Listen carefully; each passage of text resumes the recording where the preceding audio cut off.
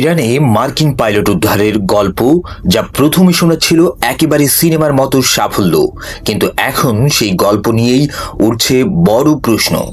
Stockholm university এর অধ্যাপক ইসা ব্লৌমি এক সাক্ষাৎকারে এই অভিযানের সত্যতা নিয়ে সন্দেহ প্রকাশ করেছেন। তার মতে, পেন্টাগনের দীর্ঘদিনের একটি কৌশল হল নিজেদের ক্ষয়ক্ষতি আড়াল করা। অনেক সময় নিহত সেনাদের কন্ট্রাক্টর হিসেবে দেখিয়ে প্রকৃত সংখ্যা লুকানো হয়।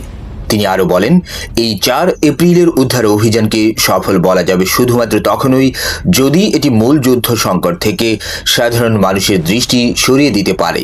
অধ্যাপক ব্লুমি সরাসরি আঙুল তুলেছেন কর্পোরেট মিডিয়ার দিকেও। তার দাবি, সেসব মিডিয়ার মালিকরাই এই যুদ্ধের পৃষ্ঠপোষক। তারা আসল পরিস্থিতি না দেখিয়ে নির্বাচিত কিছু ঘটনাকে বড় করে তুলে ধরছে। আর সবচেয়ে গুরুত্বপূর্ণ বিষয়, সেন্সরশিপের বাইরে থাকা মার্কিন সেনাদের তথ্য অনুযায়ী যুদ্ধক্ষেত্রে জোট বাহিনীর অবস্থা মোটেও ভালো নয়।